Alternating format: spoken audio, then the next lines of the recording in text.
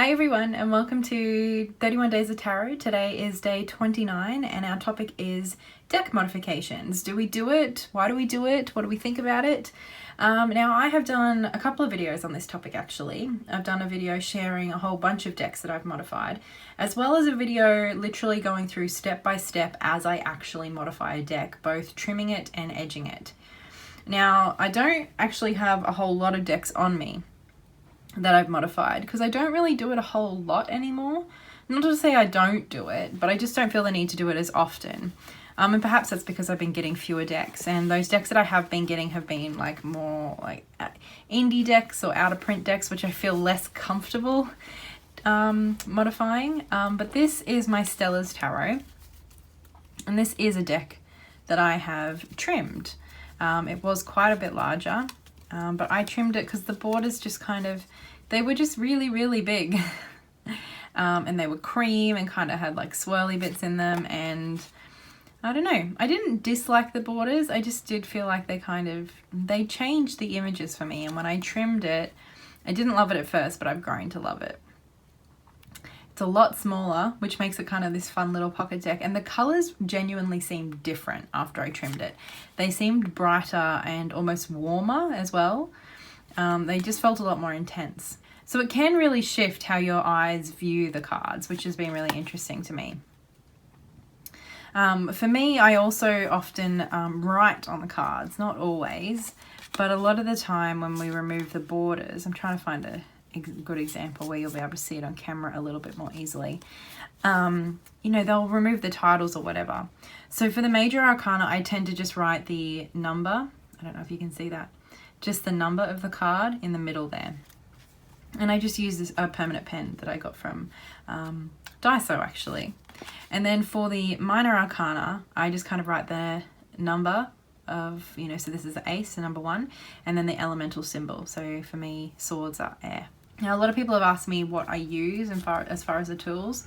For trimming, I literally use just a pair of scissors, usually this pair. Like this is my pair of scissors, which are not a fancy pair of scissors. I just got them at Officeworks a few years ago. And then for edging, I've used ink pads for the most part, like the Tim Holtz ones and things. And as I said, I've done videos kind of sharing exactly what I do and how, which I'll leave in the description box below if you're interested. I think more commonly than trimming, I do tend to edge. Again, not as much as I used to, but especially with decks like the Anna K, you know, it's not a black backing, but it's a very dark backing, and then it has black borders. And these borders tend to chip quite a lot. You can already see it's happening again with this deck, quite like a little bit anyway. And edging it kind of masks that, at least a little. So this deck had already started to chip when I edged it the first time, and quite clearly you can see it's starting to chip again. But if I was to go through and edge it again, it would cover up a lot of that chipping, which I think definitely, you know, like these cards are still really good nick. You know, they're not bent, they're not out of shape or anything.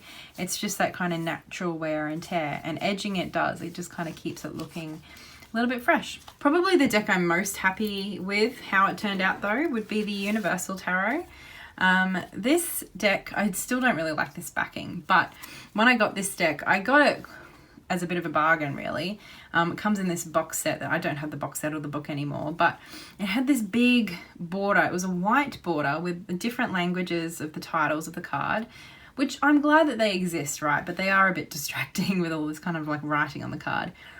And what really bothered me though, it was like this white border, but then with this light blue line on either side of the image, and it just looked really ugly. So I trimmed this deck.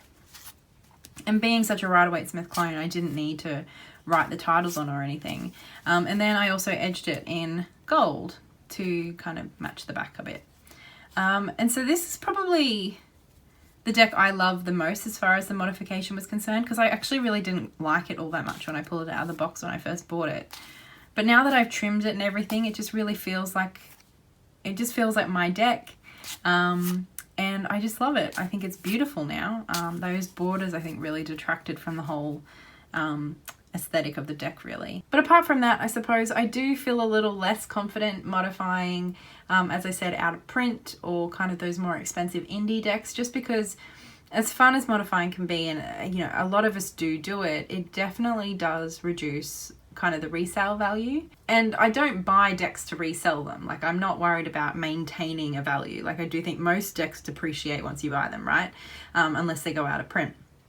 But just in terms of, you know, if I kind of don't love a deck as much as I wanted to, or I kind of outgrow a deck or whatever, it makes it that much harder to trade or sell. And so, or even if you're going to bugger up a card, if you accidentally, you know, cut it wrong or something, and it's an expensive deck to replace, that's a little bit harder to cop than, you know, just buggering up a $20 deck. So I definitely am a little bit more cautious about making decisions like that around those more expensive or harder to find decks. So I'm much more likely to do it with just a mass-produced deck. I mentioned that I didn't like this backing, and one of the modifications that some people do that I've never been game to try is the modifying the backing. Using like contact or something to put on the back of the cards. I know people do it with great success, but that is one thing that I just, very few decks I really feel the need to do that with. I don't like this backing, but even then, I don't really feel that much of a need to change it. And yeah, that kind of modification does intimidate me a little bit. But that's all I really have to say on this topic. As I said, I've done several videos on this in the past, which I will leave linked below for you. And I will talk to you next time. So much love. Bye.